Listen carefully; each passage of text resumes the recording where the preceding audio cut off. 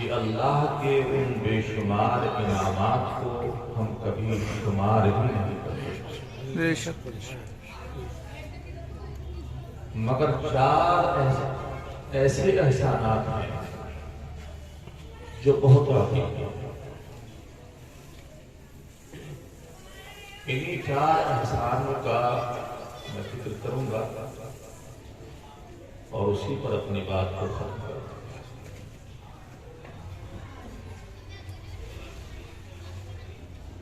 اللہ کا سب سے بڑا احسان یہ ہے کہ اس نے ہمیں انسان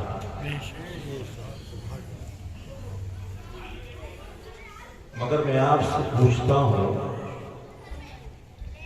کیا انسان بننے کی ہم نے اللہ کی بارگاہ میں دعا کی تھی؟ رب کی بارگاہ میں گزارش کی تھی؟ ہم نے انسان ہونے کو اللہ کی بارگاہ سے طلب کیا تھا؟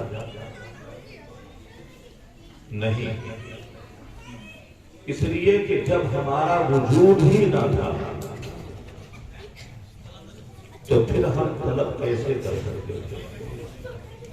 ہم کیسے سوال کر سکتے تھے؟ ہم کیسے مانگ سکتے تھے؟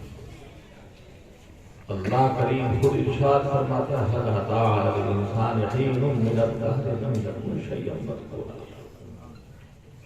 انسان پر ایک وقت ایسا بھی گزرا کہ وہ قابل ذکر شیء ہی نہ تھا، تو جب ہمارا وجود ہی نہ تھا تو ہم اللہ کی بارگاہ سے انسان ہونے کو نہ مانگ سکتے تھے نہ طلب کر سکتے تھے۔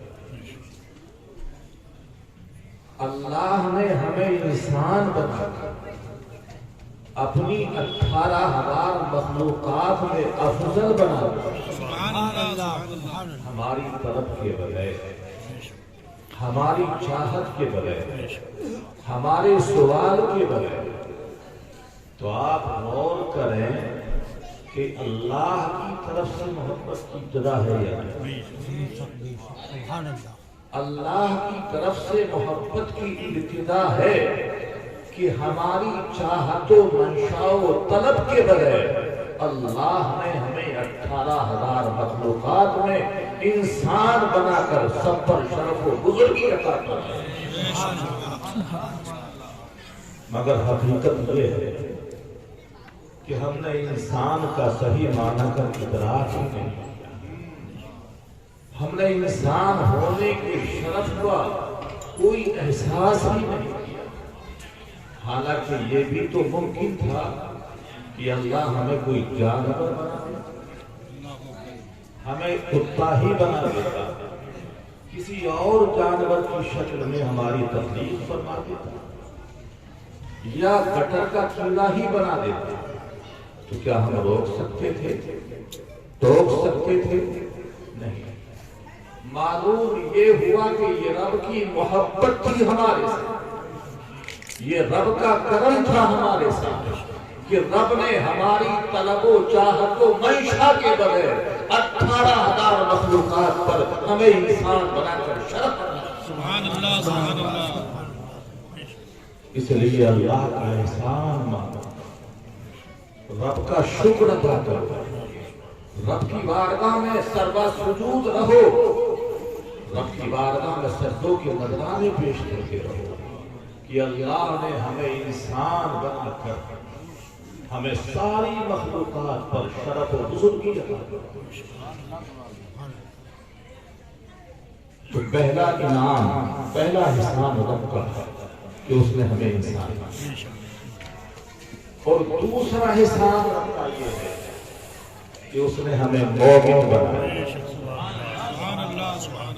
اگر صرف انسان ہی رکھتا تو انسان تو جہنم کا ایندھن بھی ہے، وقودها الناس والحجارہ، جہنم کا ایندھن انسان بھی ہے اور پتھر بھی ہے۔ تو اگر ہم صرف انسان ہی رہتے تو جہنم کا ایندھن بن جاتا، لیکن رب نے مومن بنا کر دوسرا احسان یہ کیا ہے کہ اس نے ہم دوسرا احسان فرما کر اس نے ہمیں جنت دی۔ لیکن مومن ہونا مومن ہونا یہ دوسرا احسان ہے، یہ دوسرا کرم ہے۔ لیکن اگر موسیٰ علیہ السلام کی امت کا مومن بنا دیتا یا عیسیٰ علیہ السلام کی امت کا مومن بنا دیتا یا حضرت نوح علیہ السلام کی امت کا مومن بنا دیتا یا کسی اور نبی کی امت کا مومن بنا دیتا، تو جیسے ہمارے اعمال ہیں، جیسے ہمارے کرتوت ہیں، جیسے ہماری بدعمالیاں ہیں، عذاب عام نازل فرما کر ہمیں ہلاک کر دیا۔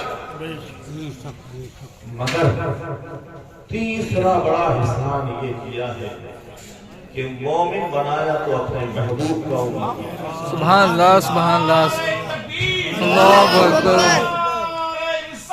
یا رسول اللہ، زندہ آباد۔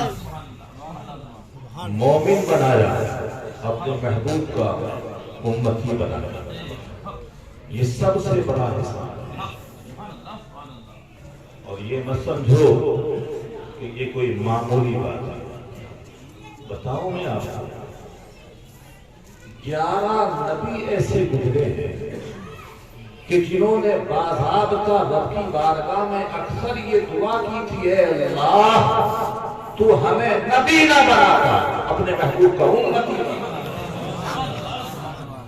تو پہچانو اس شرف کو بھی، پہچانو اس کمال کو بھی، پہچانو رب کی اس عظیم انعام کو بھی، اور رب کی بارگاہ میں جھکو اس کا احسان۔ اور بات میں اضافہ کرتا ہوں، قیامت کے دن اللہ کریم کی عرش کے قریب انبیاء کے منبر لگے ہیں، نور کے منبر، اور ہر نبی اپنے منبر پر تشریف فرما جلوہ گر۔ اچانک حضرت ابراہیم علیہ السلام اپنے منبر نور سے کھڑے ہو جائے، رب کی بارگاہ میں عرض کریں گے، کون ہے حضرت ابراہیم علیہ السلام؟ ابو الانبیاء۔ غالباً 6 یا 7 نبی ایسے ہیں جو آپ کی اولاد ہیں، ورنہ سارے انبیاء آپ کی اولاد ہیں، اسی لیے آپ کا لقب ہے ابو الانبیاء۔ ہمارے نبی کریم صلی اللہ علیہ وسلم کے صدیق امجد کھڑے ہو جائیں گے منبر پر، عرض کریں گے، مولا اجازت دے۔ رب کریم فرمائے گا، اے ابراہیم کس بات کی اجازت مانگتے ہو؟ آپ کریں گے، اے اللہ اجازت دے کہ میں صفِ انبیاء سے نکل کر امت مصطفیٰ کی صف پر اپنے شرف کو پہچانا، اپنے کمال کو پہچانا، اپنے احسان کو پہچانا۔ ابو الانبیاء ہیں، جد امجد ہیں، حضور سرور کائنات صلی اللہ علیہ وسلم، رب کے خلیل ہیں، اپنے منبر نور سے کھڑے ہو کر رب کی بارگاہ میں عرض کریں گے، اللہ اجازت دے کہ میں صف انبیاء سے نکل کر تیرے محبوب کی امت کی صفوف میں داخل ہوں۔ اس لیے کہ آج تیری رحمت کی توجہ جس قدر امت مصطفیٰ کی جانب ہے، کسی اور جانب ہے۔ یہ شرف ہے امت مصطفیٰ، تو اپنے مقام، اپنے شرف، اپنے کمال، اپنی خوبی کو پہچانا اور اپنے کرتوت بھی اسی کا ہے۔ تو تیسرا بڑا احسان یہ کیا ہے کہ اس نے اپنے حبیب، اپنے محبوب صلی اللہ علیہ وسلم کا امتی۔ اچھا، امت میں تو بہت سے لوگ ہیں، نئے ٹائٹل کے لوگ، اور ہر ایک کا دعویٰ ہے کہ ہم مومن ہیں، ہر ایک کا اعلان ہے کہ ہم جنتی ہیں۔ چوتھا بڑا احسان رب نے یہ فرمایا کہ اس نے ہمیں اہل سنت و جماعت میں کیا ہے، بد مذہب نہیں بنایا، بد عقیدہ نہیں بنایا، کسی اور گروہ میں نہیں رکھا، ورنہ یہ سنت میں تو رافضی بھی ہیں، خارجی بھی ہیں اور خارجیوں میں بہت سے طبقات ہیں، بہت سے گروہ ہیں، تو رب کا یہ بھی سب سے بڑا چوتھا احسان ہے کہ اس نے ہمیں اہل سنت میں رکھا ہے، ہمیں وفادار مصطفیٰ بنایا ہے، غدار مصطفیٰ ہمیں وفادار مصطفیٰ بنایا ہے، گستاخ مصطفیٰ میں ہمیں، تو یہ بھی سب سے بڑا احسان ہے۔ اور میں اپنے وجدان کے اعتبار سے ایک بات اور بھی کہوں، 5واں احسان تمہیں مانتا، شاید آپ بھی مان جائیں، 5واں احسان آج کے ماحول میں یہ کیا ہے کہ ہمیں مسلک اعلیٰ حضرت جو مسلک حق ہے وہ ہمارے ہاتھ، سبحان اللہ بے شک۔ اس لیے رب کے بھی اس احسان کو مانو، رب نے ہمیں انسان بنایا، انسان بنا کر مومن بنایا، مومن بھی بنا کر اپنے نبی کا ہمیں امتی بنایا، اور امتی بنانے کے بعد ہمیں اہل سنت و جماعت میں رکھا، اور اہل سنت و جماعت میں بھی مسلک اعلیٰ حضرت جو مسلک حق ہے اسی میں ہمیں، یہ رب کی عظیم ہے۔ اچھا، اللہ کی جو مخلوقات ہیں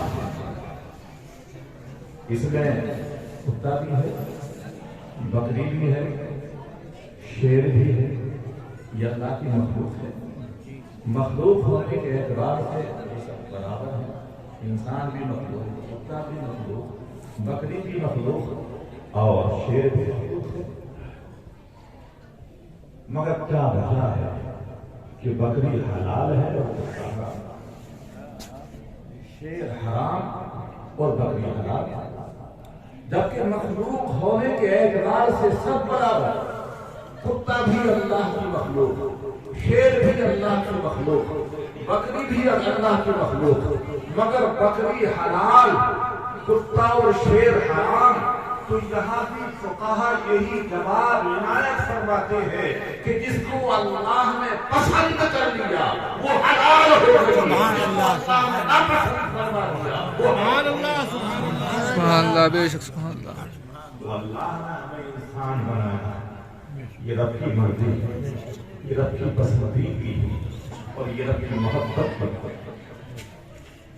بات آئی تو ایک بات اور بھی، حضرت بایزید بستامی رضی اللہ عنہ ایک راستے سے گزرے، اچانک کتا آپ کے سامنے آیا اور اس کتے نے اپنی زبان میں آپ سے کچھ کہا۔ یہ جانور بھی اللہ والوں سے باتیں آتے ہیں اور اللہ والے ان کی باتوں کو سمجھتے بھی ہیں اور ان کی باتوں کا جواب بھی۔ کتے نے جب کچھ کہا تو حضرت بایزید بستامی رضی اللہ تعالیٰ عنہ سر پکڑ کر بیٹھ گئے اور زار زار بولے۔ آپ کے مریدوں نے پوچھا حضور اس کتے نے کیا کہا، آپ زار زار کیوں روتے ہیں، سر پکڑ کر کیوں بیٹھ گئے؟ حضرت بایزید بستامی رضی اللہ تعالیٰ عنہ نے فرمایا تھا، مریدو اس کتے نے آج مجھ سے ایک عجیب سوال کیا، اور وہ سوال کیا ہے؟ اس کتے نے مجھ سے پوچھا ہے، اے بایزید بستامی تیری وہ کون سی نیکی تھی جس کے سبب اللہ نے تجھے انسان اور میرا وہ کون سا جرم تھا، میری وہ کون سی خطا تھی، میری وہ کون سی لغزش تھی کہ اللہ نے آپ فرماتے ہیں لوگوں مجھے کتے کی سوال کا کوئی جواب نظر نہیں آتا۔ کتا مجھ سے پوچھتا بایزید کہ وہ کون سی نیکی تھی جس کے سبب اللہ نے تجھے انسان بنایا، اور وہ تیرا کون سا گناہ تھا، وہ کون سا جرم تھا کہ جس کے سبب اللہ نے مخلوق کیا۔ حضرت بایزید بستامی ابھی سوچ رہے تھے، غور کر رہے تھے، جواب سنائی نہیں دے رہا تھا، تو وہ کتا خود جواب دیتا ہے، اے بایزید اپنے انسان ہونے پر تکبر نہ کر، یہ تو رب کی مشیت تھی، اس کی چاہت تھی کہ تجھے انسان بنا دیا اور مجھے محبت کی ابتدا رب کی جانب سے، محبت کی شروعات رب کی جانب سے، کوئی جواب نہ تھا۔ اس لیے اللہ نے ہمیں انسان بنا کر اپنا بے شمار ہم پر احسان کیا، بہت عظیم کرم۔ اچھا ایک بات آپ کی مزاج کے تعلق سے اور آج اگر ہم کسی کو کتا کہتے ہیں یا کتے کا بچہ کہتے ہیں تو بڑا ناراض ہوتا ہے، بلکہ گلا کاٹنے کے لیے ہمارا، اور اگر شیر یا شیر کا بچہ کہتے ہیں تو بڑا خوش ہوتا ہے۔ اب آپ یہ خود سوچئے گا کہ آخر مخلوق ہونے کے اعتبار سے کتا بھی ہے، شیر بھی اللہ کی مخلوق ہے، مگر کیا وجہ ہے کہ کسی کو کتا یا کتا کہنے کے سبب ہمارا گلا کاٹنے کے لیے وہ آمادہ ہوتا ہے، اور ہم شیر یا شیر کا بچہ کہتے ہیں تو بڑا خوش ہو جاتا ہے۔ اس بات پر غور کیجیے گا اور جواب آئے گا۔ اب بات میں وقفہ ذکر کروں۔ اللہ نے انسان کو اشرف مخلوقات اور اللہ کی 18,000 مخلوقات میں سب سے خوبصورت مخلوق کا نام انسان ہے۔ ہم نے پڑھا ہے کتاب ایک زمانے میں ایک شخص نے اپنی بیوی سے خوش ہو کر کہا کہ بیوی اگر تم چاند سے زیادہ خوبصورت نہ ہو تو تجھے تین طلاق۔ کہتے کیا محبت، مگر سوچنے کا کہ چاند تو بہت خوبصورت ہے، پوری دنیا کو روشن کرتا ہے، اس کی چمک دمک کا عالم تو بہت زیادہ ہے، پر بیوی چاند کی طرح تو نہیں ہو سکتی۔ لیکن تین طلاق ہے واقع کر چکا تھا وہ، بیوی کو نکاح سے نکلنے کا معاملہ اس کے سامنے تھا۔ جب یہ عجیب معاملہ اس کے سامنے آیا تو پھر علماء سے پوچھا، اس لیے کہ علماء کے بغیر کوئی یہاں بھی کام نہیں کرتا اور جنت میں بھی کام نہیں کرتا۔ جنت میں بھی علماء کی ضرورت ہے، چاہے لوگ محسوس کریں یا نہیں۔ گیا وہ علماء کی جماعت، اور یہ بھی اتفاق تھا کہ وہاں مالکی عالم بھی تھے، شافعی عالم بھی تھے، حنبلی عالم بھی تھے، اور ایک حنفی عالم بھی تھے۔ ہم امام اعظم کے ماننے والے ہیں، لیکن مسلک پر فرائض و واجبات کو ادا کرنے والے ہیں حنفی۔ اس نے سوال کیا، اے علماء کرام، میں نے اپنی بیوی کی محبت میں وارفتہ ہو کر یہ جملہ بول دیا کہ اگر تو چاند سے خوبصورت نہیں تو تجھے طلاق، تین طلاق۔ اب مجھے بتائیے کہ یہ تو بات ظاہر سی بات ہے کہ بیوی چاند سے زیادہ خوبصورت ہے، تو مفتی مالکی نے بھی، مفتی حنبلی نے بھی، اور مفتی امام شافعی نے بھی، تینوں نے کہا کہ طلاق واجب ہے۔ ظاہر سی بات ہے کہ بیوی تمہاری چاند سے زیادہ خوبصورت ہے، مگر جو حنفی مفتی تھے، جو حنفی عالم تھے، وہ خاموش۔ انہوں نے تینوں نے کہا کہ تم خاموش کیوں رہے، تم نے ہماری اس جواب میں شرکت کیوں نہیں کی؟ تو اس مفتی حنفی نے کہا اس لیے کہ تم نے غلط جواب دیا، اس لیے میں تمہارے جواب میں شریک و شامل نہیں ہوں۔ وہ تینوں پوچھتے ہیں کہ تمہارا جواب کیا ہے؟ وہ کہتے ہیں میرا جواب یہ ہے کہ طلاق واقع۔ کہا اس بات پر کوئی دلیل ہے؟ تو اس مفتی حنفیہ نے کہا تھا کہ دلیل ہے اور مذہب کا قرآن سے ہے، اور قرآن سے دلیل یہ ہے لقد خلقنا الانسان فی احسن تقویم۔ اللہ نے احسن جو اس میں تفصیل کا صیغہ ہے وہ ارشاد فرمایا، یعنی اس تمام مخلوقات میں چاہے وہ سورج ہو، چاند ہو، سب سے زیادہ خوبصورت مخلوق انسان کو انسان اپنی حیت کے اعتبار سے، انسان اپنی صورت کے اعتبار سے، انسان اپنی حیت ابتدائی کے اعتبار سے اللہ کی 18,000 مخلوقات میں سب سے زیادہ۔ اس لیے چاند کی حقیقت کیا ہے؟ طلاق واقع۔ علامہ شاہ عبد الرحیم صاحب ایک راستے سے گزر رہے تھے،